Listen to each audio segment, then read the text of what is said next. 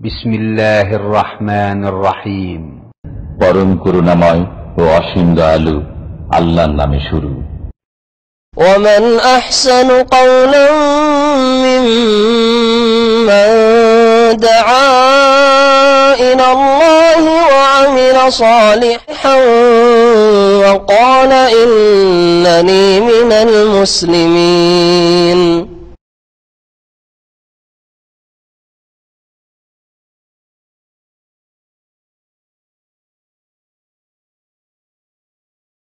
إن الحمد لله نحمده ونستعينه ونستغفره ونؤمن به ونتوكل عليه ونعوذ بالله من شرور أنفسنا ومن سيئات أعمالنا من يهده الله فلا مضل له ومن يضلل فلا هادي له وأشهد أن لا إله إلا الله وحده لا شريك له وأشهد أن محمدا عبده ورسوله صلى الله عليه وسلم تسليما كثيرا كثيرا.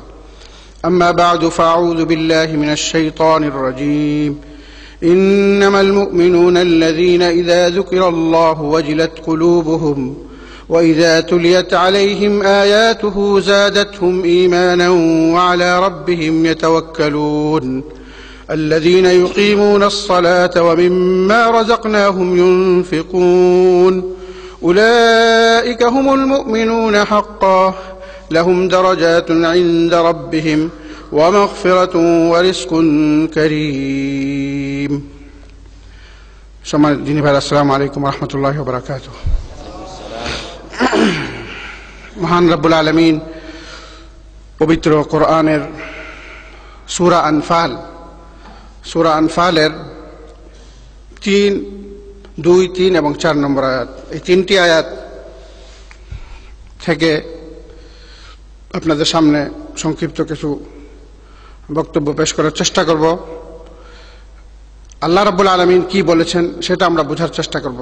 তো আলোচনা শুরু করার আগে আমরা দোয়া করি মহান রাব্বুল আলামিনের দরবারে তিনি যেন আমাদেরকে আল্লাহর সেই পবিত্র বাণী সঠিকভাবে বোঝার তৌফিক দান করেন এবং সেটা যেন মানার তৌফিক দান করেন এবং সেই জিনিসের আমরা যেন দাওয়াত দিতে পারি অন্যকে। কোরআনটা হচ্ছে আল্লাহর মহা পবিত্র বাণী, সরাসরি আল্লাহর বাণী। আল্লাহ তাআলা বলতেছেন, তো আল্লাহ তাআলা যখন বলেন তখন আমাদেরকে অনেক মনোযোগ সহকারে শুনতে হবে এবং বোঝার চেষ্টা করতে হবে। এই তিনটি আয়াতের সর্বপ্রথম তর্জমা করব, তারপরে ইনশাআল্লাহ ব্যাখ্যা করার চেষ্টা করব। আল্লাহ তাআলা বলছেন, ইন্নামাল মুমিনুনা আল্লাযীনা ইযা যুকিরাল্লাহ, মুমিন তারাই যখন তাদের সামনে আল্লাহর কথা বলা হয়, ওয়াজিলাত কুলুবুহুম, তাদের অন্তরটা গলে যায়, অন্তর নরম হয়ে যায়। এটা একটা গুণ। এই 3টি আয়াতের মধ্যে আল্লাহ রাব্বুল আলামিন মুমিনদের 5টি গুণের কথা বর্ণনা করেছেন। কয়টা গুণ? 5টা গুণ। যারা মুমিন তারা যদি এই আলাদাভাবে এই 5টা গুণ অর্জন করতে পারে তাহলে তাদের জন্য অনেক আল্লাহর নিকট মর্যাদা রয়েছে।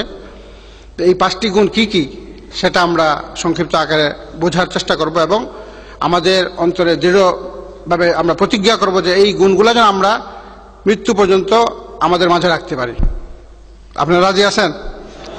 মানে এই গুণগুলো রাখার চেষ্টা করবেন কিনা? কারণ আল্লাহ তাআলা বলছেন, আমি কিন্তু বলতেছি না, কে বলতেছে? আল্লাহ তাআলা, আল্লাহ রাব্বুল আলামিন আমাদের জন্য এই 5টা গুণের কথা উল্লেখ করেছেন। যদি আমরা এই 5টা গুণ মৃত্যু পর্যন্ত রাখতে পারি তাহলে আমাদের জন্য স্পেশাল, মানে বিশেষ মর্যাদা রয়েছে আল্লাহর কাছে। তো প্রথম যে গুণটা সেটা বলতেছেন আল্লাহ রাব্বুল আলামিন, ইন্নামাল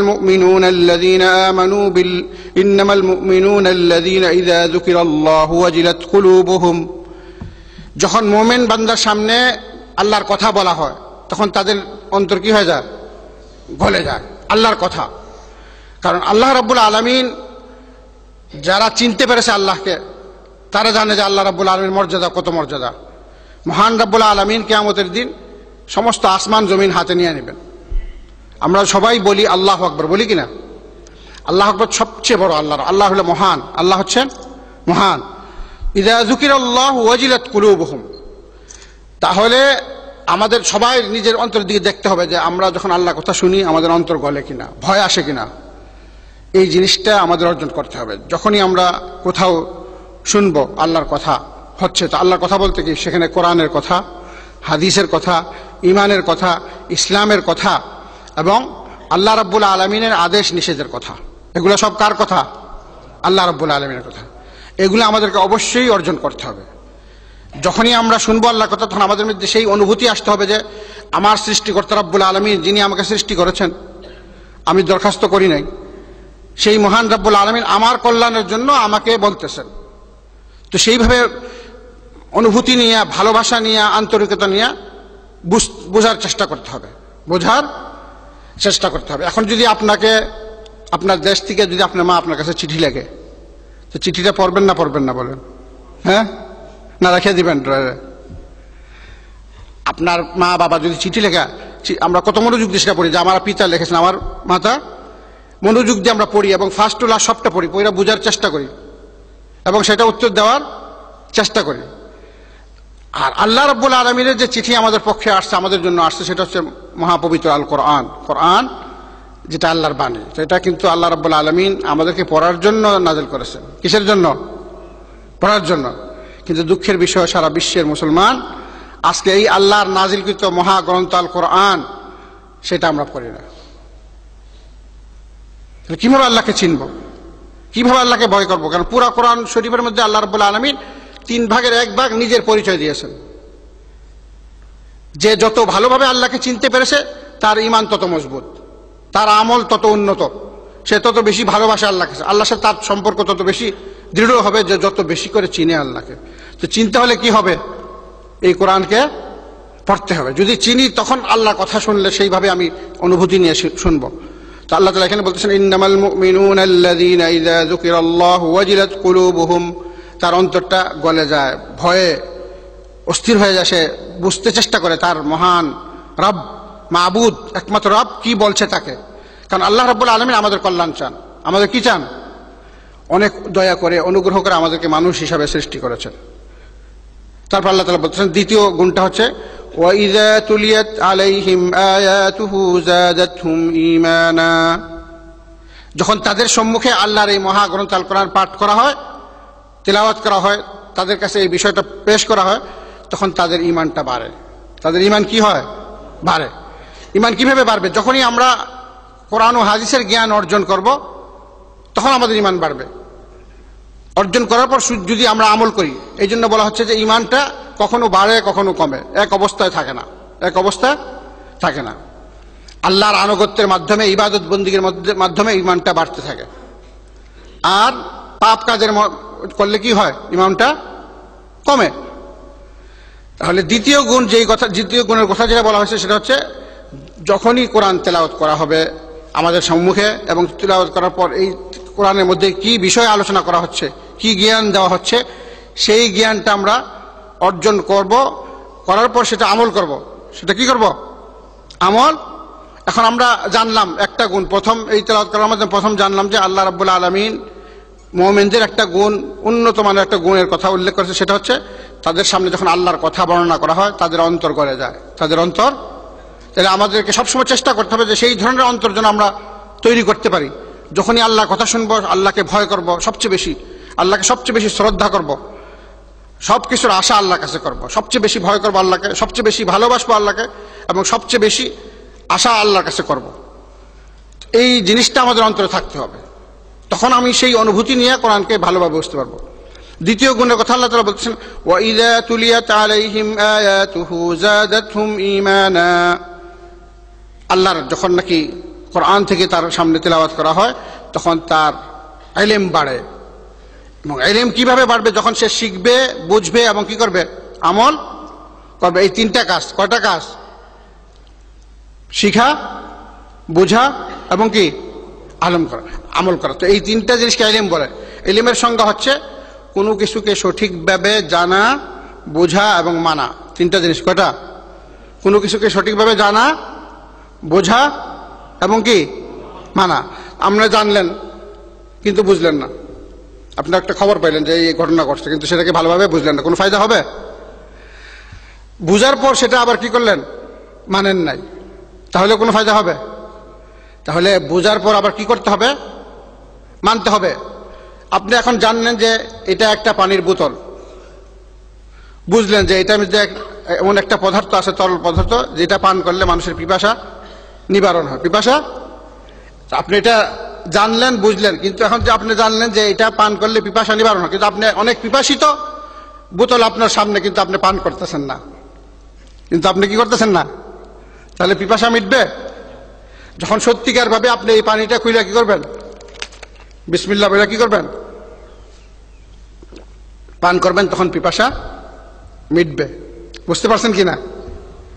তাহলে ইলম, ততক্ষণ পর্যন্ত ইলমকে ইলম বলা যাবে না যতক্ষণ পর্যন্ত এই তিনটা জিনিস সঠিক, যে কোনো ব্যাপারে সঠিক সংবাদ থাকতে হবে, আর সেই সংবাদকে সঠিকভাবে বুঝতে হবে এবং সেটাকে সঠিকভাবে কি করতে হবে, মানতে হবে।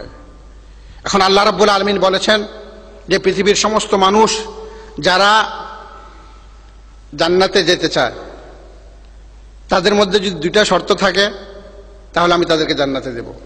কয়টা শর্ত জানেন? কেউ জানেন এখানে? কারা কারা জানেন বলেন? জান্নাতে যাওয়ার জন্য দুইটা শর্ত আছে। এই দুইটা শর্ত যদি আমি না পালন করি, যতই জানি আমি, যতই বুঝি, যদি আমার মধ্যে এই দুইটা শর্ত উপস্থিত না থাকে, আমি যদি এই দুইটা শর্ত অর্জন করে না যেতে পারি, তাহলে কখনো জান্নাতে যাওয়া যাবে না, কখনো জান্নাতে যাওয়া যাবে না। তাহলে আমরা অনেকেই জানি না, তাহলে জানা দরকার, জানার পর বোঝার দরকার, এবং সেটা কি করতে হবে, আমল করতে হবে। কোন নবী তার মেয়েকেও জান্নাতে নিতে পারবেন না যদি এই দুইটা শর্ত না থাকে। কয়টা শর্ত? পুরা কোরআন সূরা ফাতিহা থেকে সূরা নাস পর্যন্ত 114টা সূরা, 6236 আয়াত পড়ে দেখেন, অনেক জায়গায়, শত শত জায়গায় আল্লাহ তাআলা এই দুইটা শর্তের কথা উল্লেখ করছেন। দুইটা শর্ত কি এখন আমি কোরআন থেকে আপনাদেরকে জানাচ্ছি। সূরা কাহাফের 107 নম্বর আয়াত, সূরা কাহাফের 100। আউযু বিল্লাহি মিনাশ শাইতানির রাজীম। ইন্নাল্লাযীনা আমানু ওয়া আমিলুস সালিহাতি কানাত লাহুম জান্নাতুল ফিরদাউসি নুজুলা। ইন্নাল্লাযীনা, অবশ্যই যারা আমানু, ঈমান আনলো, ওয়া আমিলুস সালিহাত, সৎকর্ম করলো, কি করলো, সৎকর্ম, তাদের জন্য জান্নাতুল ফিরদাউস, তাদের জন্য কি রয়েছে, জান্নাতুল ফিরদাউস। আবার সামনে আপনি সূরা বুরুজে দেখেন, বলতেছেন ইন্নাল্লাযীনা আমানু ওয়া আমিলুস সালিহাতি লাহুম জান্নাতুন তাজরি মিন তাহতিহাল আনহার যালিকাল ফাওজুল কাবীর। অবশ্যই যারা ঈমান আনবে, সৎকর্ম করবে, তাদের জন্য জান্নাত রয়েছে, এবং এটা সবচেয়ে বড় বিজয়। জান্নাত পাওয়াটা কি সবচেয়ে বড় বিজয়। তো যেখানেই আপনি ঈমানের কথা শুনবেন সেখানেই আমল সালের কথা থাকবে, আর সেখানেই জান্নাতের কথা থাকবে। কিসের কথা? তাহলে জান্নাতে যাওয়ার জন্য আপনার মধ্যে এই দুইটা শর্ত থাকতে হবে। কয়টা শর্ত? ঈমান এবং সৎকর্ম। কিন্তু সৎকর্ম বলা হয়েছে, আমল, শুধু আমল বলা হয় নাই। শুধু বলেন না আপনি কাজ, ঈমান আনলেন, কাজ করলেন, এই কথা বলা নাই। আমল সালেহ, কি বলা হয়েছে? আমল সালেহ শর্ত লাগাই দেওয়া হয়েছে। দুইটা শর্ত মেইন, কিন্তু আমল সালেহ মধ্যে আবার শর্ত রয়েছে। আমল সালেহ কি, কোন কাজটা করলে সেটা আল্লাহর কাছে গ্রহণযোগ্য হবে, সেটা আপনাকে জানতে হবে। এই জন্য আল্লাহ রাব্বুল আলামিন সূরা নাহলের 97 নম্বর আয়াতে আল্লাহ বলতেছেন আউযু বিল্লাহি মিনাশ শাইতানির রাজীম মান আমিলা সালিহাম মিন যাকারিন আও উনসা ওয়া হুয়া মুমিন من عمل صالحا من ذكر أو أنثى وهو مؤمن فلنحيينه حياة طيبة ولنجزينهم أجرهم بأحسن ما كانوا يعملون। আল্লাহ বলতেছেন, আল্লাহ রাব্বুল আলামিন স্বয়ং নিজে বলতেছেন মান আমিলা সালিহান, যে ব্যক্তি সৎকর্ম করবে, সে পুরুষ হোক, সে মহিলা হোক, যদি সে মুমিন হয়, ওয়া হুয়া মুমিনুন ফালানুহইয়ান্নাহু হায়াতান তাইয়্যিবা, তাকে আমি উত্তম জীবন দান করব দুনিয়াতেও এবং আখিরাতেও। ওয়ালা নাজজিয়ান্নাহুম আজরাহুম বিআহসানি মা কানু ইয়ামালুন, এবং তাকে সে যতটুকু উত্তম কাজ করেছে তার থেকে আরো অনেক বেশি উত্তম প্রতিদান দিব আমি। সেটা আল্লাহ রাব্বুল আলামিন জান্নাত দিবেন। কি দিবেন? জান্নাত। তাহলে দুইটা শর্তের কথা বলা হয়েছে, একটা হচ্ছে ঈমান আনবেন, আরেকটা হচ্ছে কি, সৎকর্ম করবেন। আপনি পুরুষ হোক, মহিলা হন, আপনি ছোট হন, বড় হোক, আপনি বৃদ্ধ হন, আপনি যুবক হন, কোনো বেশ কম নাই, কিন্তু শর্ত কয়টা? দুইটা। এখন সালেহা, যে সৎকর্মের কথা বলা হয়েছে, এইটা আমরা অনেকেই জানি না। এই জিনিসটা আজকে জানবো আমরা এই আয়াতকে লক্ষ্য করে, যে সৎকর্ম কাকে বলে, সৎকর্ম কাকে বলে। সৎকর্মের জন্য 6টা শর্তের দরকার। কয়টা শর্ত? এদিকে খেয়াল করেন, সৎকর্মের জন্য কয়টা শর্ত দরকার? 6টা। কি কি? সৎকর্ম হবে না যতক্ষণ 6টা শর্ত পূরণ না হয়। হ্যাঁ, কেউ বলতে পারবেন? না, এটা তো রুকুন, ইমানের রুকুন। আপনি যখন নাকি একটা সৎকর্ম করবেন তখন এটার জন্য 6টা শর্ত লাগবে। কটা শর্ত? এই যে জিনিসটা সৎকর্ম হওয়ার জন্য। ঠিক আছে, এবার শুনেন। 1 নম্বর শর্ত, আমল সালেহ হওয়ার জন্য 1 নম্বর শর্ত হচ্ছে যে কোনো আমল করার আগে চিন্তা করবেন যে এই কাজটা আমি কেন করতেছি, এই কাজটা কি কেন করতেছি, কি কারণে করতেছি, এই কারণটা খোঁজ করবেন। এই কারণটা যদি কোরআন হাদিসে আছে, শরীয়তে আছে, তাহলে এটা জায়েজ। যদি না থাকে তাহলে এটা কি? তাহলে সৎকর্মের জন্য প্রথম যে শর্ত সেটা হচ্ছে কি কারণে এই কাজটা করতেছেন, এই কাজটা আপনি কি কারণে করতেছেন। আমি একটা দৃষ্টান্ত দিয়ে বুঝাই, তাহলে বুঝবেন।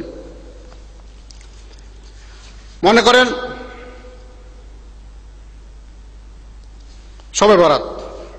শবে বরাত তো সবাই চিনেন, অনেকে চিনেন না, করি আমরা।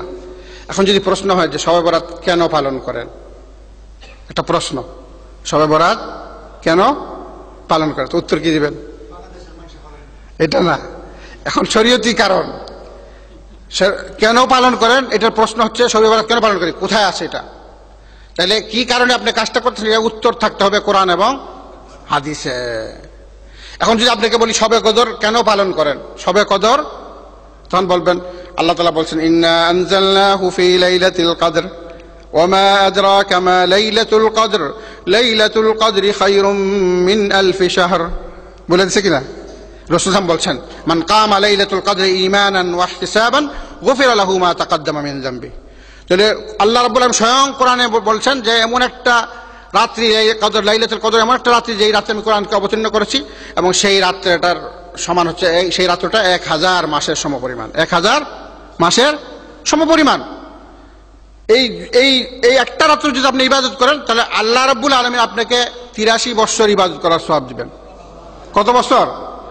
83 বছর। আমরা অনেকে বাঁচবো না, আমরা অনেকে বাঁচবো না। 83 বছর একটা রাত্র মাত্র, মাগরিবের পর থেকে নিয়ে সূর্য উঠা পর্যন্ত, ফজর পর্যন্ত, মাগরিবের পর থেকে ফজর পর্যন্ত যে এই রাত্রটা আপনি নামাজ তারাবি পড়লেন, নামাজ জামাতের সাথে পড়লেন, নফল নামাজ আদায় করলেন, বেতন নামাজ পড়লেন, কোরআন তিলাওয়াত করলেন, দান খেরাত করলেন, ভালো কাজের আদেশ করলেন, খারাপ কাজের নিষেধ করলেন, এইভাবে আপনি সারাটা রাত্র আপনি জিকিরের মাধ্যমে জিকির করলেন, আল্লাহর দুরূদ শরীফ পাঠ করলেন, কোরআন তিলাওয়াত করলেন। এইভাবে যদি আপনি সন্ধ্যাবেলার থেকে ফজর পর্যন্ত সারাটা রাত্র কাটাইলেন, আপনাকে যদি প্রশ্ন করি কেন কাটাইলেন, এই কারণে কাটাইছি কারণ আল্লাহ রাব্বুল আলামিন এই রাত্রে অনেক মর্যাদা দিয়েছেন এবং রাসূল সাল্লাল্লাহু বলেছেন যে ব্যক্তি এই রাত্রে ইখলাসের সাথে, ঈমানের সাথে ইবাদত করবে, আল্লাহ তাআলা তার জীবনের সমস্ত গুনাহ মাফ করে দেবেন। কিন্তু এখন শবে বরাতের ব্যাপারে যদি প্রশ্ন করা হয় শবে বরাত কেন পালন করেন, শবে বরাতের ব্যাপারে কোথায় আছে কোরআনে? নাই। হাদিসে কোনো হাদিস বলে গেছেন রাসূল তোমরা যদি এই সারা রাত্রে ইবাদত করো তোমাদের এত সওয়াব হবে? না, এটা মানুষের বানানো একটা আবিষ্কার হয়ে গেছে। তাহলে এখানে এই সৎকর্ম হইল না। আপনি আমার কাছে ভালো লাগে, সমাজে করতেছে, সামাজিকভাবে সারা বিশ্বের মধ্যে প্রচলন হয়ে গেছে, সবাই করতেছে, সারা দুনিয়ার মানুষ, কিন্তু সারা দুনিয়ার মানুষ দলিল না। আল্লাহ রাব্বুল আলামিন সূরা আল আনআমের 116 নম্বর আয়াতে বলে দিয়েছেন যে বেশি কাজ যারা করে এটা দলিল না। আল্লাহ তাআলা নিজে বলতেছেন আউযু বিল্লাহি মিনাশ শাইতানির রাজীম ওয়া ইন তুতি' আকসারা মান ফিল আরদি ইউযিল্লুকা আন সাবিলিল্লাহ। তুমি যদি অনেক মানুষের অনুসরণ করো তুমি পথভ্রষ্ট হয়ে যাবে। সব বেশি মানুষে যা করে, তুমি যদি দেখো এতগুলা সারা দুনিয়ার মানুষ করতেছে, এটা আমিও করি, সারা দুনিয়ার মানুষ যখন করতেছে, সারা দুনিয়ার মানুষ দলিল না। দলিল কি? আল্লাহর কথা। দলিল কি বলেন? কার কথা? আর কার কথা? মুহাম্মদুর রাসূলুল্লাহ। তাইলে শবে কদরের ব্যাপারে দুইটা আল্লাহর কথাও আসছে, কার কথা আসছে? মুহাম্মদুর রাসূলুল্লাহ। বুখারী মুসলিমের সহিহ হাদিস, তিরমিজিতে আছে, নিসাইতে আছে, আবু দাউদে আছে, সবগুলোতে আছে। মান কামা লাইলাতুল কদর ঈমানান ওয়া ইহতিসাবান গুফিরা লাহু মা তাকদ্দামা মিন যামবি। তাহলে কোরআনেও আছে, হাদিসে। তাহলে আপনি সৎকর্ম করার জন্য প্রথম শর্ত হচ্ছে এটা কি? কারণ খুঁজবেন। কি করবেন? যে কোনো একটা কাজ করতেছেন, আপনাকে বলবো যে এই কাজটা কেন করতেছেন। আপনি দেখলাম যে আপনি মাগরিবের আগে 2 রাকাত নামাজ পড়তেছেন আজানের পরে, আমরা জিজ্ঞাসা করি আপনি নামাজ তো আমরা এরকম পড়ি না, মাগরিবের পরে কোনো নামাজ নেই, আপনি কেন পড়তেছেন? আপনি বলবেন যে হ্যাঁ রাসূলুল্লাহ সাল্লাল্লাহু আলাইহি ওয়াসাল্লাম পড়েছে, সহিহ হাদিসে আছে, রাসূল বলছেন মাগরিবের আজানের পরে ফরজ নামাজের আগেই 2 রাকাত পড়ো, যদি অনেক সওয়াব, এটা না পড়লেও কোনো অসুবিধা না, না পড়লেও পড়লে কি অনেক সব। তাহলে এটা কারণ আছে, কি আছে? কারণ আছে। যে কোনো ইবাদত বন্দিগি করবেন, আপনি নিজ জিকির করতেছেন, নামাজ পড়তেছেন, ইবাদত বন্দিগি করতেছেন, দান খায়রাত করতেছেন, বা কোনো ভালো কাজ করতেছেন, আপনি দেখতে হবে যে এটার কারণ কোরআন হাদিসে আছে, কেন করতেছেন। এটা 1 নম্বর সৎকর্মের প্রথম শর্ত, সৎকর্মের প্রথম শর্ত। 2 নম্বর শর্ত হচ্ছে সৎকর্মের এটার প্রকার। এই কাজটা যদি কোনো প্রকার নির্ধারণ করে দেয় শরীয়তে যদি এটার কোনো প্রকার নির্ধারণ করে, এই প্রকারের সাইজের মধ্যে পড়ছে কিনা দেখতে হবে। এই প্রকারের সাইজে যদি বাইরে জায়গা, তাহলে এটা কবুল হবে না। এটা কি হবে না? কবুল হবে না। এখন মনে করেন আপনি আল্লাহ রাব্বুল আলামিন পবিত্র কোরআনের মধ্যে নির্ধারণ করে দিয়েছেন যে তোমরা যখন কুরবানি দিবা, বাহিমাতিল আনআম, চতুষ্পদ জানোয়ার কুরবানি দিবা। এটা সূরা আনআমের মধ্যে আল্লাহ বলেছেন, সামানিয়াত আজওয়াজ মিনাল যানি ইসনাইনি ওয়া মিনাল মা'জ ইসনাইন কুল আয-যাকারাইনি হাররামা মিল উসনাইন ওয়া মিনাল ইবিল ইসনাইনি ওয়া মিনাল বাকার ইসনাইন। তাহলে আল্লাহ রাব্বুল আলামিন বলেন তোমরা যখন এই চতুষ্পদ জানোয়ার কি 8 প্রকারের, মহিলা পুরুষ, উট উটনি, গরু ষাঁড়, বকরি পুরুষ মহিলা, দুম্বা পুরুষ মহিলা, তাহলে 8টা। এটা আল্লাহ রাব্বুল আলামিন একটা ইবাদত, কুরবানি একটা ভালো ইবাদত, কিন্তু এটার প্রকারটা নির্ধারণ করে দিয়েছে আল্লাহ তাআলা পবিত্র কোরআনে ডাইরেক্ট।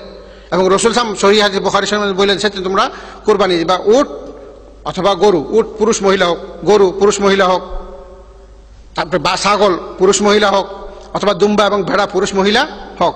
তাহলে কয় প্রকার হইল? 8 প্রকারের, মানে 4 প্রকারের জন্তু, 8 প্রকার 2টা করে এটা নির্ধারণ করেছে। তাহলে এই প্রকারের বাইরে যদি আপনি কোনো কিছু করেন, তাহলে এটা আল্লাহর কাছে গ্রহণযোগ্য হবে না। ভালো কাজই আপনি মনে করেন আপনি মহিষ জবাই করলেন, মহিষ কোরবানি দিলেন, হরিণ কোরবানি দিলেন, বড় রাতা মুরগি কোরবানি দিলেন, খরগোশ কোরবানি দিলেন, হবে? হবে না। মহিষ হবে না, কারণ আল্লাহ তাআলা গরু বলেছে, মহিষের জামুস বলে, আরবিতে আল বাকারা বলা হয়েছে। যদি আপনি জোর করে করেন যে এটা গরুর বংশের না, গরুর বংশের না, আল্লাহ তাআলা বাকারা নাম বলেছে, একদম বাকারা, ওয়ামিনাল বাকারি ওয়ামিনাল ইবিলি। তাহলে আর ইবাদত হইল কেন? ইবাদত তো হইলই যে ইবাদতের অর্থ হচ্ছে আল্লাহ তাআলা যে সমস্ত কাজ নির্ধারণ করেছে সেগুলো আপনি করবেন। নিজের থেকে যখন আপনি বানায় করবেন, তাহলে এটা সৎকর্ম হবে না। কারণ আল্লাহ রাব্বুল আলামিন আমাদেরকে সৃষ্টি করেছেন ইবাদত করার জন্য। আল্লাহ তাআলা নির্ধারণ করবেন কোনটা আমি করব, কোনটা করব না। আর এই জিনিসটা স্বয়ং রাসূলুল্লাহ সাল্লাল্লাহু আলাইহি ওয়াসাল্লাম নিজের জীবনে কইরে আমাদেরকে দেখাই দিয়ে গেছেন। তাহলে রাসূলুল্লাহ সাল্লাল্লাহু আলাইহি ওয়াসাল্লাম কোনো সাহাবাদের থেকে প্রমাণ হয় নাই যে কেউ মহিষ কুরবানি দিয়েছেন। গরুর কথা হাদিসেও বলা আছে, কোরআনেও বলা আছে। মহিষের কথা কোরআনেও নাই, হাদিসেও নাই। এখন আমরা দেখুন না, এটা দেখতে গরুর মতোই, এটারও 4টা ঠ্যাং আছে, 2টা শিং আছে, কিন্তু এটা তো এটা গরু কান না কেন? তাহলে এটা গরু কোন? গরু তো কইবেন না, কইবেন কি? মহিষ। খাওয়ানোর দিক দিয়েও এটা এত টেস্ট না, এটা সস্তা। গরুটা কি দাম কিনা? গরু বলেন দাম না? গরু দাম না মহিষ দাম? গরু দাম। এখন আপনি সস্তার লেগে করবেন না, মহিষ বেশি গুস্তু খাওয়ানো যাবে, তাহলে গুস্তু খাওয়ানোর লেগে আপনার নিয়ত কোরবানি দিলেন। হ্যাঁ, আবার ওইদিকে হরিণের জবাই করবেন, হবে? বলে অনেক টেস্ট এটা, এই জন্য আমি অনেক বড় লোক, আমার কাছে অনেক কোটি কোটি টাকা আছে, আমি হরিণ কোরবানি দিব। এই বড় লোকই করলেও চলবে না। তাহলে এই শরীয়তে যেই প্রকারটা নির্ধারণ করে সেই প্রকারের আপনি ভিতরে করতে হবে, বাইরে গেলে হবে না। তাহলে সৎ আমলের দ্বিতীয় শর্ত, যদি কোনো জিনিসের শরীয়তে নির্ধারণ করে যে প্রকার, সেইটার ভিতরেই আপনি করতে হবে, বাইরে করলে চলবে না। এটা 2 নম্বর শর্ত। 3 নম্বর শর্ত হচ্ছে এটার পরিমাণ যদি শরীয়তে নির্ধারণ করে দেয়, পরিমাণ কোনো কিছুর, সেই পরিমাণটা যদি আপনি বাড়ায় দেন বা কমায় দেন, তাহলে এই জিনিসটা আল্লাহর কাছে গ্রহণযোগ্য হবে না। একটা এক্সাম্পল দিয়ে বলি, তাহলে বুঝবেন। মনে করেন পরিমাণের ক্ষেত্রে, এখন আল্লাহ রাব্বুল আলামিন আমাদের জন্য এশার নামাজ কয় রাকাত নির্ধারণ করেছেন? কয় রাকাত? আপনারা সবাই কয় রাকাত পড়ছেন? 4 রাকাত না 3 রাকাত পড়ছেন? এখন যদি একজন বড় পীর সাহেব, বড় আল্লাহর ওলি আসে বলে যে আমরা অনেক গুনাহগার, গুনাহ করতে করতে অনেক বেশি গুনাহ করে ফেলছি, আজকের থেকে আমরা সবাই 6 রাকাত করে এশার নামাজ পড়ব, তাহলে আল্লাহ আমাদেরকে বেশি সওয়াব দিব। আল্লাহ আমাদেরকে কি হবে কাজ? আপনি পরিমাণ বাড়াই নিলেন, আল্লাহ তো কইছে 4 রাকাত আমি চাই, আপনি বলেন না আল্লাহ তোমার আমি বেশি দেবো, ওভার টাইম বেশি দেবো, কি দেবো? 6 রাকাত দেবো, তাহলে হবে? হবে না, কোনোদিন হবে না। কিন্তু অনেকে মানুষ জানে না। এটা যদি আপনি এই ফর্মুলাগুলো যদি জানেন, আপনি সৎকর্ম করতে পারবেন এবং সৎকর্মগুলো পিওর খাঁটি হবে, আল্লাহর কাছে কবুল হবে। কিন্তু এই শর্তের বাইরে যদি চলে যাবেন, সৎকর্মের যে শর্তগুলো যে না জানেন, আপনি অনেক কাজ করবেন ভালো মনে করে, সমাজের দেখা দেখি, মানুষের দেখা দেখি, বাপ দাদার অনুকরণ অনুযায়ী শত শত বছর ধরে যেই কাজগুলো হচ্ছে এগুলো আপনি করবেন, আল্লাহর কাছে গ্রহণযোগ্য হবে না। কারণ আপনি মানুষের দেখা দেখি করতেছেন। কার দেখা দেখি? ইবাদত কার করব? আমরা ইবাদত কার জন্য করব? আল্লাহর জন্য। আর আল্লাহ কি শর্ত লাগাই দিছে? আমার নবীর সুন্নত অনুযায়ী হতে হবে। কার সুন্নত? এটা সৎকর্ম। আর এই সৎকর্মে যদি খুঁজতে চান, বোঝার জন্য বলতেছি, এই 6টা শর্ত যদি বুঝেন, আপনার আর কোনো চিন্তা থাকবে না, আপনি আরামসে সব কাজ করে বুঝতে পারবেন।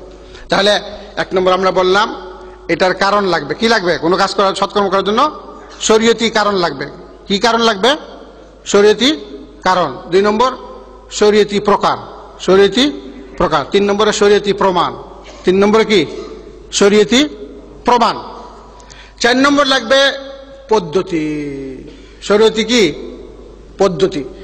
পদ্ধতির মধ্যে যদি আপনি বেশকম করে ফেলেন, এই যে কাজটা করার ক্ষেত্রে যদি আগেরটা পিছে করেন, পিছেরটা আগে করেন, তাহলে কি জিনিসটা যদি বাড়াই ফেলেন তাহলে হবে না।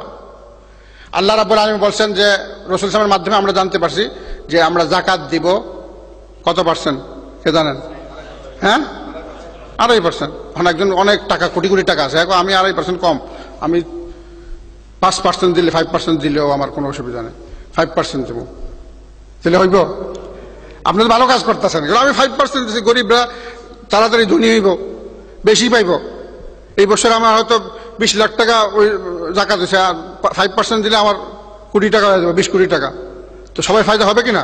কিন্তু কাজ হবে না, কাজ হবে না। কেন? নির্ধারণ কোথার থেকে আসছে? স্বয়ং রাসূলুল্লাহ সাল্লাল্লাহু আলাইহি ওয়াসাল্লাম কি করছেন? নির্ধারণ করে দিয়েছে। তাহলে প্রথম প্রকার যদি এটার শরীয়তি কারণ থাকে, কারণটা থাকতে হবে। শরীয়তি প্রকার নির্ধারণ থাকলে সেটা থাকতে হবে। শরীয়তি পরিমাণ যদি থাকে সেটাও কি? কোরআন হাদিস থেকে থাকতে হবে, এটার থেকে বেশি বাড়াবাড়ি যাবে। 4 নম্বর হচ্ছে শরীয়তি পদ্ধতি। শরীয়তি কি? মনোযোগ দিয়ে শুনেন, ঘটনা যদি আপনারা বুঝে ফেলেন আর কোনো চিন্তা নাই, সৎ আমল আলাতুল করবেন, সবগুলো কবুল হয়ে যাবে আলাতুল। কারণ আপনার শর্ত মোয়াফেক করতেছে। এই যে কারেন্ট, এই যে মাইকে কথা বলা হচ্ছে, সেটার শর্ত হলো তার থাকতে হবে। কি থাকতে হবে? তার যদি কেটে দেওয়া হয়, আওয়াজ শুনবেন? এখন তার লাগানো সে চোখ বন্ধ করে আওয়াজ করতে থাকেন, আওয়াজ সবার কাছে পৌঁছবে। কিন্তু কেউ যদি এসে তারটা কেটে ফেলে, বলে তার ছাড়াই, যেটা তার ছাড়া আছে ওইটাতে তার ছাড়া লাগে, ওয়াশ করলে এটাতে আওয়াজ শোনা যাবে। কিন্তু এটা তারওয়ালা, এটা তার লাগাইতে যাবে। যেটার যেই নিয়ম, সেই নিয়ম পালন করতে হবে। তাহলে এখন শরীয়তি পদ্ধতি যেটা, সেটা আপনাকে পালন করতে হবে। শরীয়তি পদ্ধতির বাইরে যদি আপনি পালন করেন সেটা হবে না। এখন বলে দেওয়া হয়েছে সর্বপ্রথম আপনি ফজর নামাজ পড়বেন, তারপর জোহর নামাজ পড়বেন, তারপর কি আসর পড়বেন, এরপরে কি করবেন? মাগরিব, এরপর কি এশা। আপনি যদি না আগে পড়ুন এশা, এরপর পড়ুন কি মাগরিব, হবে? পড়তেছেন ঠিকই তো পড়তেছেন, খালি আপনি ঘুরাইছেন, খালি কি করছেন? চাক্কা ডাইন দিকে তো বাম দিকে আনলেন। এই সাধারণ কাজটা করলে সব ডিসমিস হয়ে যাবে। উজু করার ব্যাপারে আল্লাহ রাব্বুল আলামিন বলেছেন সূরা মাইদার 6 নম্বর আয়াতে, ইয়া আইয়ুহাল্লাযীনা আমানু ইযা কুমতুম ইলাস সালাতি ওয়াজুহাকুম ওয়া আইদিয়াকুম ইলাল মারাফিক ওয়ামসাহু বিরুউসিকুম ওয়া আরজুলাকুম ইলাল কাবাইন। যখন তোমরা উজু করবা, সর্বপ্রথম কি করবা? মুখ ধুইবা সর্বপ্রথম, তারপরে হাত, তারপরে মুছে, তারপর পাও। আপনি বলেন না আমি আগে, কারণ ফাও আগে গান দাও, আপনি হাঁটেন যখন পাওয়ার মধ্যে মজা থাকে, আগে ফাও ধুমু, আগে পাও ধোবো, এরপরে আমি হাত ধুমু, এরপরে মুখ ধুমু, একটা সম্মান আছে না? মাথা এইভাবে আগে উপরেরটার উপরে রাখুন, পরে শেষমেশ, তাইলে উজু হবে না। কেন হবে না বলেন? কেন হবে না? কি করছি আমরা? তরতিবটা কি করছি? এখন আপনারা বিরিয়ানি ফাঁকাইবেন, বিরিয়ানি ফাঁকাইতে হলে তরতিব ফইলা তেল দিবেন, ডেকের মধ্যে কি দিবেন? তেল দেওয়ার পরে কি দিবেন? পেঁয়াজের কি করবেন? লাল করবেন, এরপরে মাল মশলা দিবেন, দিয়ে এরপরে কি দিবেন? এরপরে কি দিবেন? এরপরে মাংস, যেটা তরতিব। উল্টা যদি শুরু করে দেন তাহলে হবে? আগে দিলেন ফানি, বলে আগে আমরা ফানি দেবো, কারণ ফানিতে সিদ্ধ হইব, ফানি দিলেন আগে, এরপরে দিলেন পেঁয়াজ, এরপরে দিলেন কি? তেল, এরপরে কি হবে? এটা হবে? এটা আপনার সালন পাকানো, আপনারা প্রত্যেকে ভাত সালন পাকায় খান কি না? তাহলে আপনারা জানেন যদি যেটা যেই নিয়মে আপনি ভাত উল্টা সিধা করেন খানা হবে না, খানাটা কি হবে না, কারণ আপনি এটা তরতিবের উল্টা করছেন। কি করছেন? আগে তেল যেমন লাগে আপনি দিচ্ছেন আগে পানি, এরপরে যেমন লাগে পেঁয়াজ আপনি দিচ্ছেন, এরপরে কি গোস্ত দিয়ে দিচ্ছেন।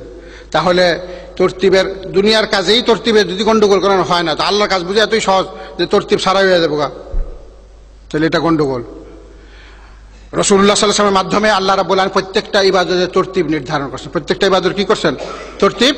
তাহলে এটার পদ্ধতিটা ঠিক থাকতে হবে, যেই পদ্ধতিতে সেটা করতে বলা হয়েছে ঠিক সেই পদ্ধতিতে করতে হবে। মনে রাখেন, প্রথম বলছি আমরা শরীয়তি কারণ, শরীয়তি প্রকার, শরীয়তি পরিমাণ, শরীয়তি কি পদ্ধতি। মনে রাখেন, অত্যন্ত জরুরি জিনিস।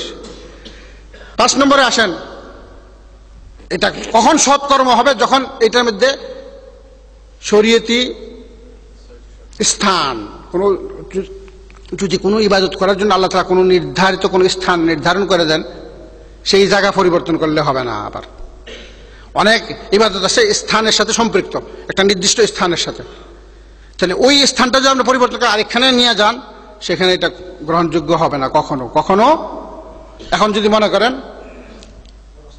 সারা বছরের মধ্যে আল্লাহ রাব্বুল আলামিন সারা বিশ্বের মানুষকে একটা বিশ্ব সম্মেলনের ডাক দিয়েছেন আরাফাত প্রান্তরে। কোথায়?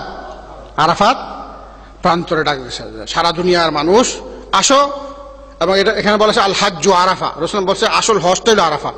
আরাফাতে যদি না আসেন আপনার হজই হবে না। আপনি এই যে নিম গাছওয়ালা খোলা ময়দান আইতে দিব, কোনো এখানে কিছু নাই, কোনো ফল টলের গাছ নেই। কি গাছ আছে? খালি নিম গাছ আর বালু, নিম গাছ আর বালু লাগানো আছে, এখানে আইতে দিব আপনার। যদি এখানে না আসেন আপনার হজই হবে না। এটা কে বলেছে? আল্লাহ রাব্বুল আলামিন কোরআন শরীফে, ফাইযা আফাদতুম মিন আরাফাতিন ফাযকুরুল্লাহা ইনদাল মাশারিল হারাম। পবিত্র কোরআনেও আরাফাতের কথা আছে, আর রাসূল সাল্লাল্লাহু আলাইহি ওয়াসাল্লাম বলেছেন আল হাজ্জু আরাফা। তাহলে এখানে একটা শরীয়তের স্থান নির্ধারণ করেছে, এই স্থানটা যদি আপনি পরিবর্তন করেন তাহলে আপনার ইবাদত হবে না, যতই ভালো জায়গা নির্ধারণ করেন। কোনো পিসাব যদি কোনো বুজুর্গ ওলি আয়েশা বলে যে এইটা একটা খোলা মাঠ, নিম গাছওয়ালা, এখানে বসলে কি ফায়দা, রৌদ্র লাগে।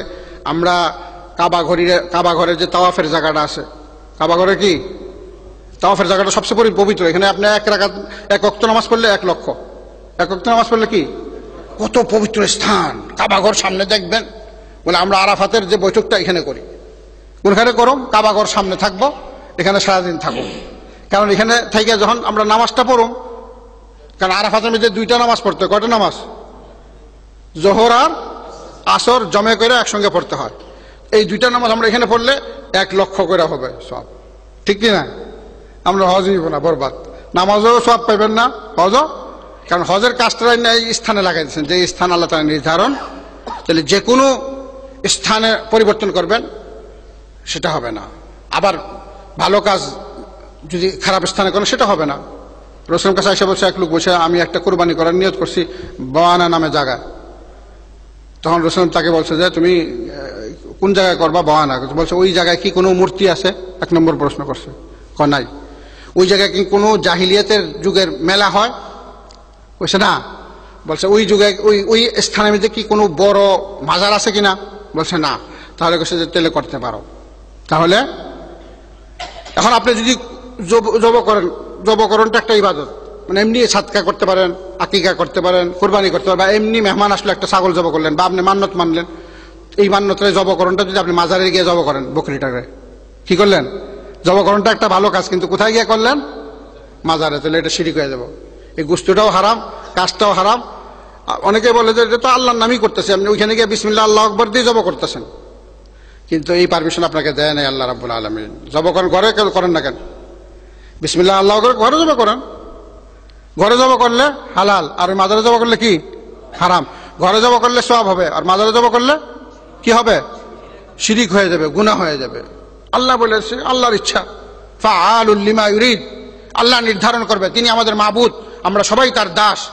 আল্লাহ যখন যেটা বলে সেটা আমাদের শুনতে হবে। আল্লাহ যখন বলবে করবো করবো, যখন বলবে করো না করবো না, এটার নাম ইবাদত। কিন্তু আপনি মর্জি খাটাইবেন, সেটা তো আপনিই মাবুদ হয়ে সাইজা গেছেন, এটা কোনোদিনও কবুল হবে না। তাহলে শরীয়তে যদি কোনো নির্দিষ্ট স্থান নির্ধারণ করে, ওই স্থান পরিবর্তন করলেও হবে না। এটা হচ্ছে 5 নম্বর শর্ত। কয় নম্বর? সর্বশেষ শর্ত যেটা হচ্ছে সেটা হচ্ছে সৎকর্মের ক্ষেত্রে, কোনো ইবাদতের ক্ষেত্রে যদি শরীয়ত কোরআন ও হাদিসে কোনো নির্দিষ্ট সময় নির্ধারণ করে দেয়, সেই সময়টা যদি আপনি পরিবর্তন করেন তাহলেও কবুল হবে না। সেই সময়টাও যদি, কিভাবে? মনে করেন আল্লাহ রাব্বুল আলামিন নির্ধারণ করছেন হজ করাটা জিলহজ মাসের আরাফাতের 9 তারিখ, জিলহজ মাসের 9 তারিখ। আপনি বললো শীতকালে হজ আইছে, এখন শীত লাগতেছে, 3 মাস পরে করো। মর্জি মতো কি বললেন যে পরে করব, তাহলে হবে কবুল? রমজান মাসটা হচ্ছে আরবি মাসের 9 নম্বর মাস, সেই 9 নম্বর মাসটা হচ্ছে রোজার মাস। কি মাস? এখন দেখলেন যে রোজার মাস এত গরমের মাস আসলো যে দিনটা অনেক লম্বা, কষ্ট হচ্ছে অনেক। আপনার একজনে কয়ে দিল বা মানুষের সমাজে নির্ধারণ করলো যে এই বছরের রমজানটা গরমকালে পড়ছে, কষ্ট হবে, ঠিক আছে এই বছর আমরা গরমকালে না রেখে শীতকালে রোজা রাখবো, বা 3 মাস পরে এটাকে ডিলে করে দিলাম। হবে রোজা? কেন হবে না?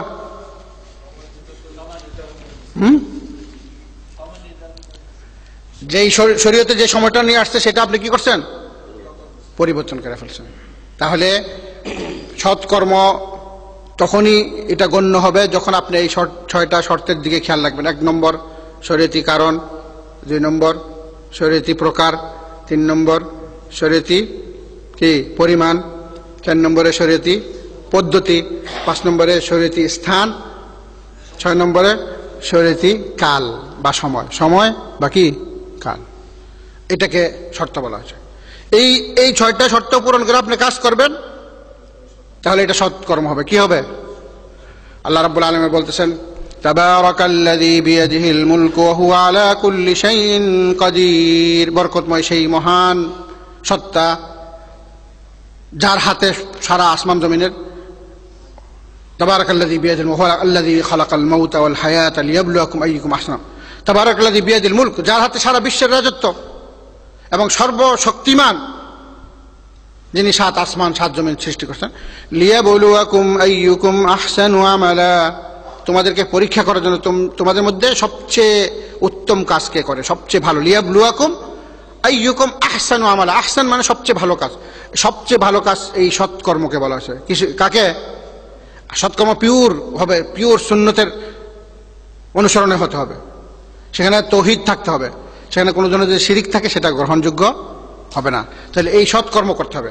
আপনি এটা কখন জানবেন? যখন এই তেলাওয়াত, কোরআন শরীফ তেলাওয়াত, ওয়াইযা তুলিয়াত আলাইহিম আয়াতুহু যাদাতহুম ঈমানা, যখন এই কোরআন তেলাওয়াত করবেন, এই তেলাওয়াতের মাধ্যমে এখান থেকে আল্লাহর বিধানগুলো আপনি শিখবেন এবং বিধানগুলো বুঝবেন, বিধানগুলো কি করবেন? মানবেন, তাহলে আপনি উপকৃত হবেন। তাহলে 1 নম্বর ইলম অর্জন করতে হবে, বুঝতে হবে, তারপর কি মানতে হবে, তারপর এটা দাওয়াত দিতে হবে, তাহলে আপনি উপকৃত হবেন। কিন্তু আপনি জানলেন, বুঝলেন না, বুঝলেন মানলেন না, মানলেন আবার দাওয়াত দিলেন না, তাহলে এটা বিফলে যাবে, কোনো কাজে লাগবে না। ওয়াইযা তুলিয়াত আলাইহিম আয়াতুহু যাদাতহুম ঈমানা, তারপর সর্বশেষ বলতেছেন ওয়া আলা রাব্বিহিম ইয়াতাওয়াক্কালুন, তারা সর্ববিষয়ে আল্লাহর উপর ভরসা করে। কার উপর ভরসা করে? তাহলে মুমিনদের এই গুণটা থাকতে হবে, সে তার জীবনের সর্বক্ষেত্রে সমস্ত কার্যে কর্মে কার উপর ভরসা করবে? কার উপর? আল্লাহ রাব্বুল আলামিনের উপর ভরসা করতে হবে। আপনি যদি আল্লাহর উপর ভরসা না করেন তাহলে এটা শিরিক হয়ে যাবে। কারণ তাওয়াক্কুল আল্লাহর উপর করাটা এটা ইবাদত, এবং এই তাওয়াক্কুল শুধুমাত্র কার উপর করতে হবে? আপনি যদি চাকরির উপর ভরসা করেন যে চাকরি আমার বাসায় রাখছে, আপনি যদি নেতার উপর ভরসা করেন, আপনি যদি অন্য কোনো লোকের উপর ভরসা করেন যে তার কারণে আমার এটা হচ্ছে, এটা না। ভরসা একমাত্র কার উপর করতে হবে? আল্লাহ রাব্বুল আলামিনের উপর। শেষ করে দিচ্ছি আমি ইনশাআল্লাহ তাড়াতাড়ি। এই তাওয়াক্কুলের এমন একটা গুণ, এটা থাকলে আরো সাথে যদি 3টা গুণ থাকে, বলা হয়েছে যে কিয়ামতের দিন আল্লাহ রাব্বুল আলামিন বিনা হিসাবে জান্নাত দিবেন। কি হিসাবে? বিনা হিসাবে। রাসূলুল্লাহ সাল্লাল্লাহু আলাইহি ওয়াসাল্লাম একদিন সাহাবাদেরকে বললেন যে আমি দেখলাম যে, আমাকে দেখানো হইলো মেরাজে যখন উনি গেলেন, দেখলেন যে অনেক লোক একা একা যাচ্ছে হাসরের ময়দানে, অনেক নবীরা একা একা, কোনো উম্মত নাই, অনেক নবী কয়েকজন উম্মত আছে, অনেক নবী এরকম 200-300 মানুষ নিয়ে যাচ্ছে, অনেক তারপর হঠাৎ করে উনি দেখলেন যে একদিকে বিশাল একটা নবী বিশাল জনগোষ্ঠী নিয়ে যাচ্ছে। তখন রাসূলুল্লাহ বললেন জিবরিলকে যে এটা কি আমি আর আমার উম্মত? তখন জিবরিল ইসলাম বললেন না। একটু পরে রাসূলুল্লাহকে জিবরিল ইসলাম বললেন তুমি ডাইন দিকে তাকাও। ডাইন দিকে তাকায় দেখলো যে সেই বিশাল হাজার হাজার মানুষ নবীর পিছনে যাচ্ছে। তখন জিবরিল ইসলাম বললেন যে এইটা আপনি আবার আপনার উম্মত। আর এদের মধ্যে 70,000 মানুষ এমন আছে যাদের চেহারাগুলো পূর্ণিমা চন্দ্রের মতো হবে এবং তারা বিনা হিসাবে বিনা আযাবে জান্নাতে যাবে। এই কথা বলে রাসূলুল্লাহ ঘরে চলে গেলেন। এই কথা বলে কোথায় চলে গেলেন? মসজিদে নববীর দরজা, একটা দেওয়ালের সাথে দরজা, ওনার রুম থেকে উনি মসজিদে ঢুকেন। কথা বলে আবার এই দরজা দিয়ে রুমে এসে পড়লেন। এখন সাহাবারা তো আশ্চর্য লাগছে, সবাই তর্ক লাগছে যে তারা বিনা হিসাবে বিনা আযাবে জান্নাতে যাবে কেন? অনেকে কইল যে হয়তো জন্ম হয়েছে মানে মুসলমানের উপর জন্ম, বাপদাদার গোষ্ঠী শুদ্ধ মুসলমান। অনেকে বলে যে তারা কোনো গুনাহ করে নাই, কবিরা গুনাহ কোনোদিন করে নাই। এরকম তাদের মধ্যে বিভিন্ন তর্ক বিতর্ক চলছিল যে কি কারণে তারা জান্নাতে যাবে বিনা হিসাবে। এই সময় রাসূল সাল্লাল্লাহু আলাইহি ওয়াসাল্লাম আবার প্রবেশ করলেন। প্রবেশ করে দেখলেন তারা তর্ক করতেছে। তখন রাসূল জিজ্ঞাসা করলেন যে তোমরা কিসের ব্যাপারে আলোচনা করছো? তারা বললো যে ইয়া রাসূল আপনি তো বইলা গেলেন 70,000 মানুষ বিনা হিসাবে বিনা আযাবে জান্নাতে চলে যাবে, কিন্তু তারা কারা এটা তো জানলাম না। তখন রাসূল বললেন তারা এমন লোক, তারা ইমানদার, পাক্কা ইমানদার। বেশতি 4টা গুণ আছে তাদের মধ্যে। বেশতি কয়টা গুণ আছে? 1 নম্বর, তারা লা ইয়াস্তারকুন ওয়ালা ইয়াক্তাউন ওয়ালা ইয়াতাতায়্যারুন ওয়া আলা রাব্বিহিম ইয়াতাওয়াক্কালুন। 4টা গুণ। 1 নম্বর, এরা ঝাড়ফুঁক দিয়া, এই যে খনকারের কাছে দিয়া চিকিৎসা করে না। তাদের অসুবিধা হইলে, রোগ বিসুখ হইলে তারা খনকারের কাছে গিয়া হারাম ঝাড়ফুঁকের মাধ্যমে কি করে না? চিকিৎসা করে না। অনেকে তাবিজ নিয়ে তাবিজের মাধ্যমে চিকিৎসা করে, অনেকে ওই যে খনকারের কাছে যা বিভিন্ন জাদু টোনা দিয়ে তারা চিকিৎসা করে, এদের কাছে তারা যায় না। সেটা 1 নম্বর, তারা খনকার বা জাদু টোনার মাধ্যমে কোনো ধরনের চিকিৎসা তারা করে না, 1 নম্বর। ওয়ালা ইয়াতাতায়্যারুন, 2 নম্বরে তারা কুলক্ষণকে বিশ্বাস করে না।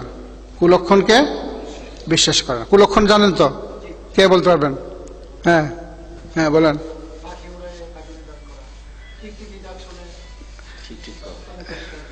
একজন হাত কয়েল টাকা আসবো, হাত চুলকাইলে কি ও টাকা আসবে, বাম হাত চুলকাইলে টাকা যাইব,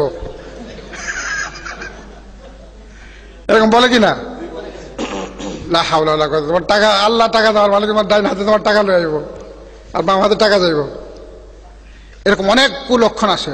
কাশি আসলে বলে অমুকে স্মরণ করছে, বলে কিনা?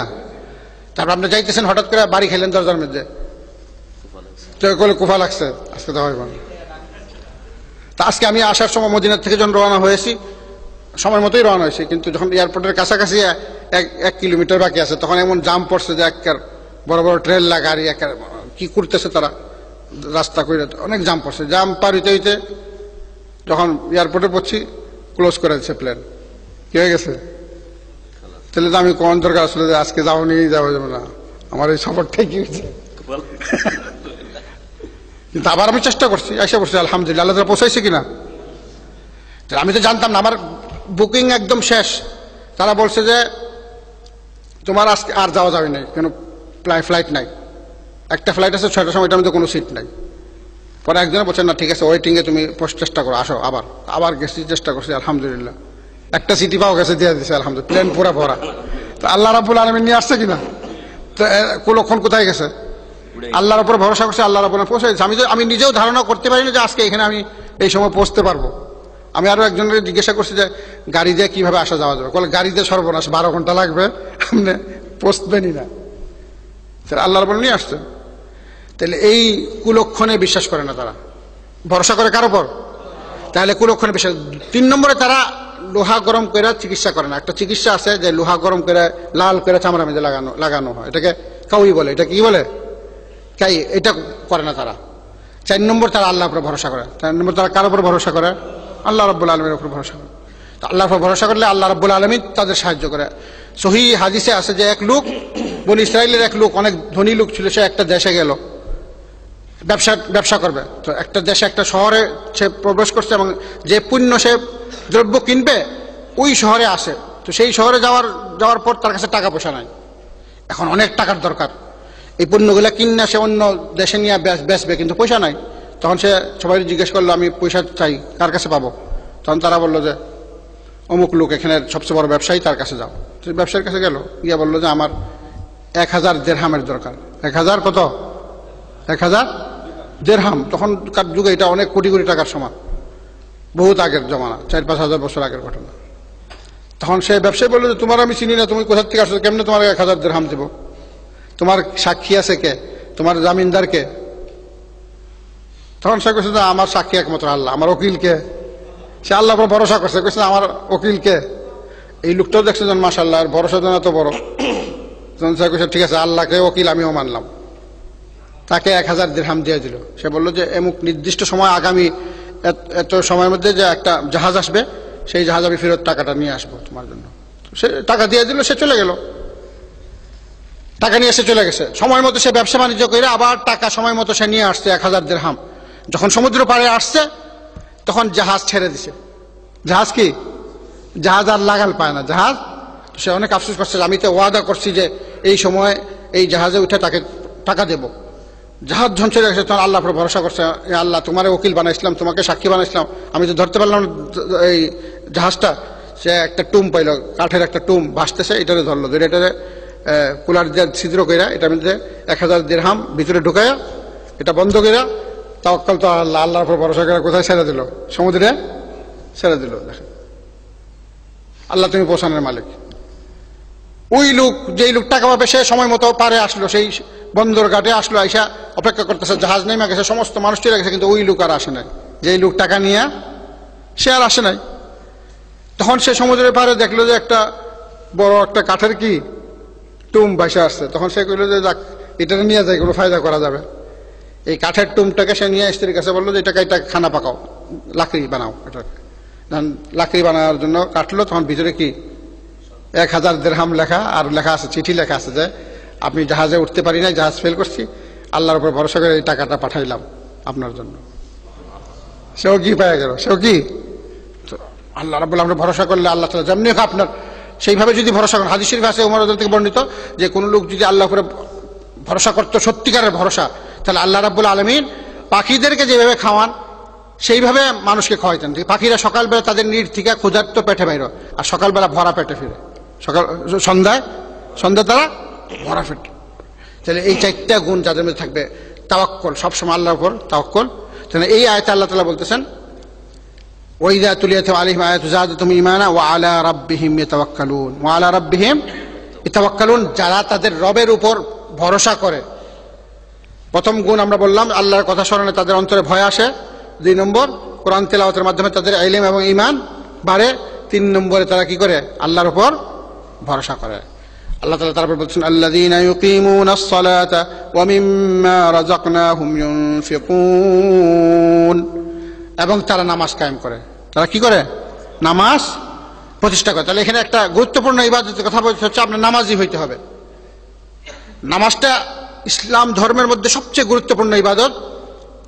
সমস্ত ইবাদতের মধ্যে সবচেয়ে গুরুত্বপূর্ণ, যে ইবাদত দেওয়ার জন্য আল্লাহ তাআলা স্বয়ং রাসূলুল্লাহ সাল্লাল্লাহু আলাইহি ওয়াসাল্লামকে মেরাজে নিয়ে যান, আল্লাহর কাছে নিয়ে গিয়ে সেই নামাজটা দেন। এবং এই নামাজটা প্রত্যেকটা মুসলমান হিসেবে 5 ওয়াক্ত জামাতের সাথে আদায় করা, এটা নিয়ম। ফজরের 2 রাকাত ফরজ নামাজ, জোহরের 4 রাকাত, তারপরে আসরের 4 রাকাত, আসরের 4 রাকাত, মাগরিবের 3 রাকাত এবং এশার 4 রাকাত, মোট 17 রাকাত। মোট কি? এইটা হিসাব হবে, করা হিসাব। এটা আপনাকে অবশ্যই আদায় করতে। 5 বার আল্লাহর সামনে হাজিরি দেওয়ার জন্য এত বড় বিশাল মসজিদের ব্যবস্থা করা হয়েছে, সেখানে মুয়াজ্জিনের ব্যবস্থা করা হয়েছে, সেখানে ইমামের ব্যবস্থা করা হয়েছে, সেখানে উযুখানা করা হয়েছে। সারা মুসলিম সমাজের মধ্যে আল্লাহ রাব্বুল আলামিন এত গুরুত্বপূর্ণ যে রাসূলুল্লাহ সাল্লাল্লাহু আলাইহি ওয়াসাল্লাম যখন নাকি মক্কা থেকে মদিনা পৌঁছেন, কুবার পথে উনি মদিনা প্রবেশ করেন। কুবার পথে মদিনা প্রবেশ করার পর সেখানে 3 দিন ছিলেন। সর্বপ্রথম উনি মসজিদ কুবা বানান। সর্বপ্রথম কি?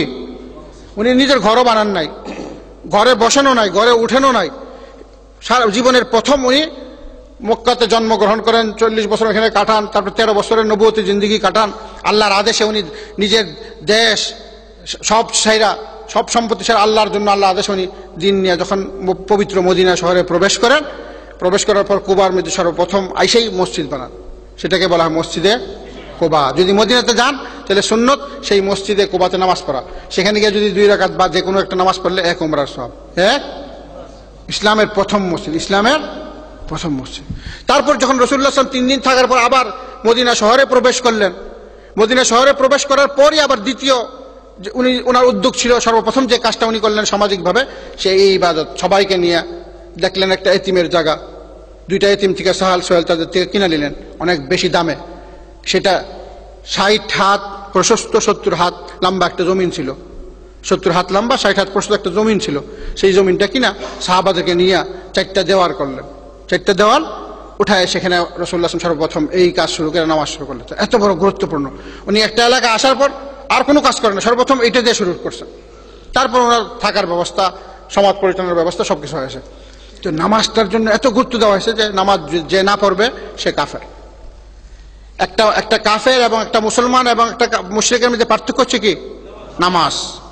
মুশরিকরা নামাজ পড়ে না, কাফেররা নামাজ পড়ে। তাহলে আল্লাহ তাআলা বলছেন আল্লাযীনা ইউকিমুনাস সালাতা ওয়া মিম্মা রাযাকনাহুম ইউনফিকুন। 5 নম্বর গুণ হচ্ছে তারা দান খেরাত করে, যাকাত দেয়। 1 নম্বর ফরজ যাকাত, যেটা সম্পত্তির ফরজ যাকাত সেটা দেয়। তারপর রমজান মাসের যাকাতুল ফিতর সেটা আদায় করে, অথবা এমনি আল্লাহর রাস্তায় দান খেরাত করে। ফরজ যেটা দান খেরাত সেটা হচ্ছে যাকাত। অথচ যাকাতের আমরা অনেকেই জানি না নিসাব, কত টাকা হইলে যাকাত দিতে হয়, কতদিন থাকলে যাকাত দিতে হয়, অনেকে জানে না। আপনার কাছে যদি 1 বছর, পুরো একটা বছর ব্যাংকের মধ্যে 1 লক্ষ টাকা জমা থাকে, একটা বছর, 1 রমজানের ব্যাংকের টাকা জমা দিচ্ছেন, আর দ্বিতীয় রমজান এসে পড়ছে, তাহলে 1 বছর পুরো হইলে এটা নিসাব পুরো হয়ে গেল। এখানে যাকাত দিতে হবে। কত টাকা যাকাত দিতে হবে? 2,500 টাকা। 2 লাখ টাকা আছে 5,000, 4 লাখ টাকা আছে আপনার 10,000 টাকা 1 বছর পর দিতে হবে। আপনার কাছে উট যদি 5টা থাকে সেখানে যাকাত দিতে হবে। 30টা গরু থাকলে সেখানে কি করতে হবে?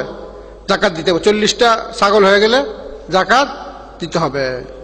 তেমনিভাবে আপনি যে ফসল কাটেন, ফসল কাটলে 661 কিলোগ্রাম, কত মন হয়? 19 মন।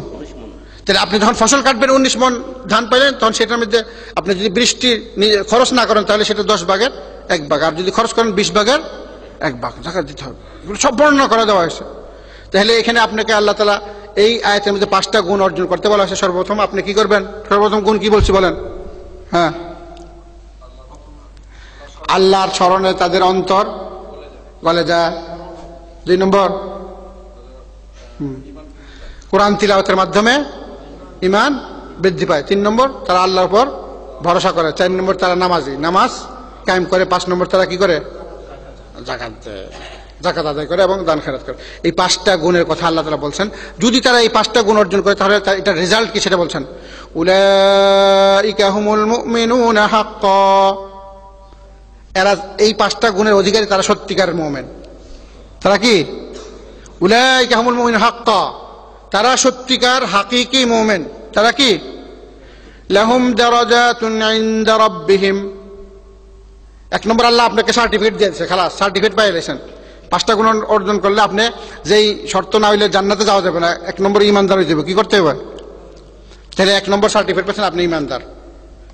লাহুম দারাজাতুন ইনদা রাব্বিহিম। 2 নম্বরে আপনাকে বলা হয়েছে আল্লাহর নিকট আপনাদের অনেক দান প্রতিদান রয়েছে, অনেক মর্যাদা রয়েছে। মাগফিরাতুন, এবং ক্ষমা করে দেবে আল্লাহ। ওয়ারিজকুন কারীম, ওয়ারিজকুন কারীম, এবং আল্লাহ রাব্বুল আপনাকে অনেক বিশাল রিজিক দিবে, অনেক বিশাল রিজিক দিবে।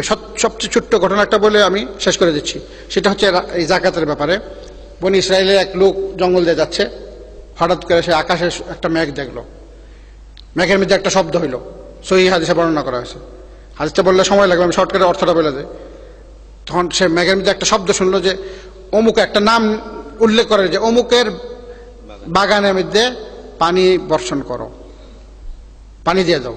একটা নাম শুনলো, তখন দেখলো যে বিশাল মেঘ একত্রিত হইল, ওই একখানে বৃষ্টি হচ্ছে, পানি বিশাল পানি জমলো, পানিটা এক স্রোত বৈশা যাইতে থাকলো। তখন এই লোকটাই পানির পিছনে পিছনে কি করলো? গেল, গিয়ে দেখলো যে একটা বিশাল বাগান, এই বাগানের মধ্যে পানি যাচ্ছে, আর একটা লোক কোদাল দিয়ে কি করতেছে? পানিগুলাকে লাইল করে করে ভাগ করে পানিগুলোকে ঢুকাচ্ছে। তখন এই লোকটা তো আশ্চর্য লাগে, শুনলাম একটা নাম, আবার এদিকে এই পানিটা এদিকে আসলো, আবার এটা এই বাগানের মধ্যে ঢুকলো, আবার এই লোকটা করতেছে। এই লোকটার কাছে গিয়ে বললো, ভাইজান আপনার নাম কি? ভাইজান কি? সে নাম যে উল্লেখটা করলো, যেই নামটা সে আকাশে শুনছিল মেঘের মধ্যে, সেম নাম, মেঘের মধ্যে তার নাম উল্লেখ করা হচ্ছে। সে তো আশ্চর্য হলো, মেঘের মধ্যে আপনার নাম, আপনার জন্য পানি, আর আপনার সত্য সত্য আপনি পানি নিতেছেন, আপনি এমন কি কাজ করেন যে আপনার জন্য এত স্পেশাল ব্যবস্থা হইতেছে পানি আইসা পরে? এখন তো আপনি পানি লাগাই গিয়া লাগাইতে হবে, কি লাগাইতে হবে? ওই যে মেশিন লাগায় না, এটা কি বলে, পাম্প লাগান লাগে, আরো কি মোটর, এগুলাকে লাগাইতে হবে। তা আগেকার দিনে পাম্প মোটর ছিল না, কিন্তু আল্লাহ তাআলা কি ব্যবস্থা করে রাখছেন, মেঘ থেকে ডাইরেক্ট পানি আল্লাহর পক্ষ থেকে। সে জিজ্ঞাসা করলো, তুমি এমন কি কাজ করো, তোমাকে আল্লাহ তাআলা আল্লাহর পক্ষ থেকে সরাসরি পানি দেওয়া হচ্ছে নিয়ে? সে বলে যে আমি যখন এই যে বাগানের যে ফসলাদি হয় এটাকে আমি 3 ভাগ করি। কয় ভাগ করি? একটা আমি আমার নিজের সংসার খরচের জন্য, একটা আমি আত্মীয় স্বজনের জন্য জাকাত টাকা, যে জাকাত আছে মানুষকে দান করি, আর একটা হচ্ছে এই বাগানের কাজে লাগাই। এটা কি কোথায় লাগাই কাজে? এই বাগানের এই চাষবাসের কাজে লাগাই। তখন সে বুঝলো যে হ্যাঁ, আল্লাহ রাব্বুল আলামিন এই জন্য দিচ্ছে। তো জাকাত মানুষ দান করলে আল্লাহ তাআলা বরকত দান করে, আর জাকাত না দিলে কি হয়ে যায়? বরকত মিটে যায়। তাহলে সর্বশেষ আমার এই কথা যে আসুন আজকে আমরা আল্লাহর রাব্বুল আলামিনের পবিত্র কালাম থেকে যে আমরা 5টা গুণের কথা জানলাম।